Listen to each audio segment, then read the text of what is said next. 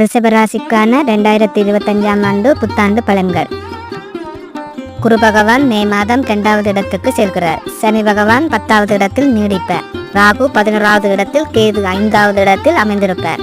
இந்த கிரக நிலைகள் மூலம் பண வரவு அதிகரிக்கும், தொழிலில் முன்னேற்றம் காணப்படும், குடும்பத்தில் அமைதி மற்றும் சந்தோஷம் நிலவும், கடந்த கால சவால்கள் மற்றும் 2 ஆண்டுகளில் இருந்த மன அழுத்தங்கள், தொழிலில் இருந்த தடைகள் நீங்கும்.